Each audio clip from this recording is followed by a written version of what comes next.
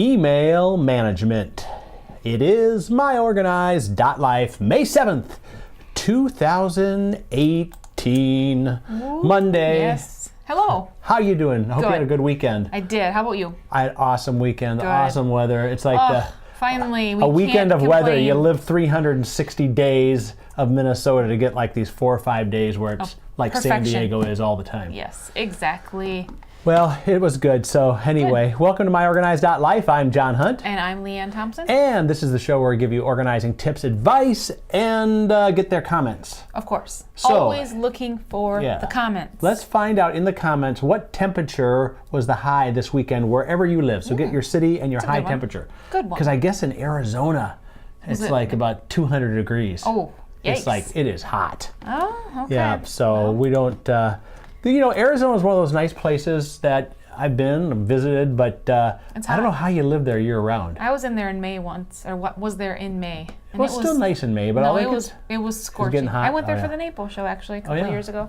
Well, you know, a friend of mine lives in Arizona, and he says they have to buy like tires for their car every year because the tires just wear out because it's so hot. Yeah, think about that. Yeah, that's an expense. Whoa. How to organize your tire purchases in Arizona to buy them every year. That's the tip. Comment if you live in Arizona and you buy tires every year. Yep. Just so comment. Yeah, just comment on anything, you know. Yeah. You know what I realized here is that I need to pull up. I'm going to do it right here. Thankfully, this is a 2-screen system. Oh, yeah. I'm going to pull this up. I'm going to be pulling up what we're going to be talking about today, which is email management, as the title of the show talked about. And who gets too much email? Everybody, right? Yeah. How many emails do you think you get on a day? I don't know. Hundreds? Probably not my work email. Yeah. But combined between work and personal, probably 100. Yeah. And if you like, there's like 2 good ones and the rest are junk. How about those companies like, I don't know, let's just say it's Sears, I don't know, but they're sending out like 2 or 3 a day. Don't people get mad at them and just like never want to shop there again? Every morning I wake up at 5 o'clock and my phone has a flashing blue light. Yeah, someone's got a sale. Overstock.com or Michaels.com sends an email in the middle of the night every day. Single day. Oh boy. But it must work, otherwise they'd stop doing it. Yeah, I guess. Or people would unsubscribe. And I have yet to unsubscribe because I feel like I'm going to miss something even though I've never once bought something because of the email. Well, I will say this though. How many times have you you're at a store and you think, oh, you know what?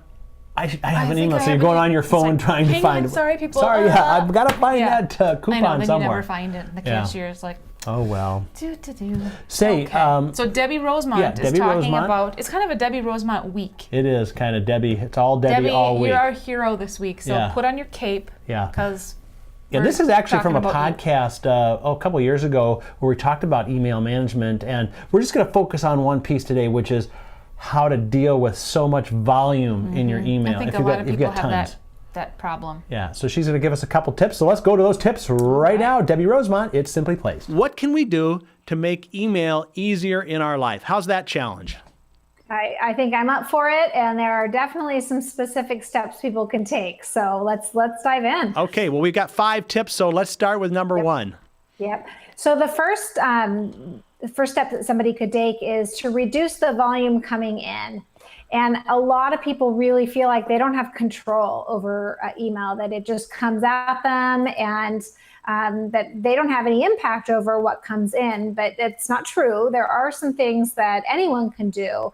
The first is to unsubscribe from emails that you get that you no longer want or find value in. So newsletters, advertisements, that sort of thing. We can go down to the bottom of if they're sending them in a compliant, legal way and click on that unsubscribe button. Right. There are also services, one called unroll.me, that can help you manage all those subscriptions and to bulk unsubscribe to any content that you're not finding value anymore. So that's one thing to help reduce that volume coming in. Now, is the unroll.me, is that a paid app or is it free or how does that work? I believe there is both a paid and a free version, depending on what you're wanting to accomplish. Okay. So, all right. Another thing that you can do is you can set, depending on the email program you're using, either rules in Outlook, filters in Gmail, and you can have things skip your inbox completely and go into a folder or a specific tab or label and read them on your terms. So this is also a good trick for Facebook notifications, email or LinkedIn invites, newsletters that aren't time sensitive. You don't have to read them just right as they come in, but maybe you just want to skim through them now and then. So you could set up a label or a folder that says skim and set a filter or a rule to have email skip your inbox completely and go there, so that what's coming into your inbox is higher priority. And just so people know, there are some non-technical people that would look at this. That filter or that rule looks at either who's sending you the email or what the subject line is, or maybe even a keyword, right?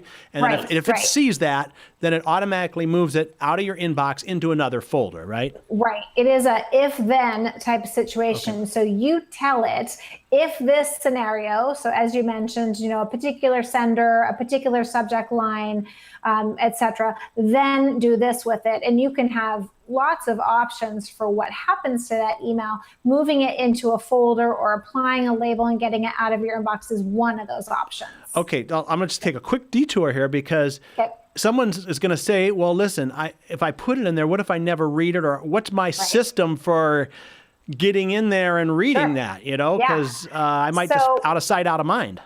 Exactly. And that's a fear a lot of people have. So remember, this is usually lower priority stuff anyway, that the world would not end if you missed it altogether.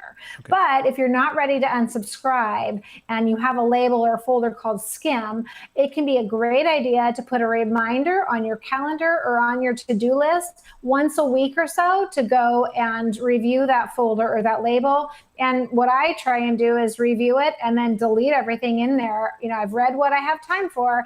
Anything else can go, because typically that's the kind of stuff that a new one will come the very next week.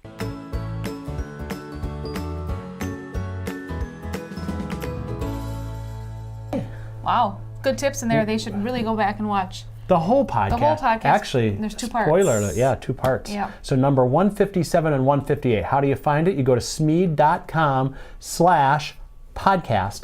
Scroll down halfway down the page and look for number 157, 158. She gives 5 email management tips. That was just a couple pieces of just one tip. Otherwise, it would be a podcast, and we don't do that. We do that on Wednesday, right? Right. Podcast Wednesday. And I wonder who would be our podcast on Wednesday. I think it's Debbie again. Debbie Rosemont, wouldn't you know it? We'll just have to see what else Debbie, who knows? What is she talking about on Wednesday? Do we know? Is it a surprise? No, or should we say? We can talk about it. She's talking about accountability. That's right. It's a big topic. Maybe we'll try to get her on tomorrow to kind of pre-tease the podcast. What do you think about that? I think that's a good idea. Okay, cool. So that's tomorrow. But tomorrow we have, where's my calendar? Here it is. Put it way over there. I'll go grab it. I was going to say something before, but I didn't. Yeah, tomorrow that's Tuesday, because today's only Monday. Yes. We're talking... We are talking 4 steps to stress-free productivity. Ooh.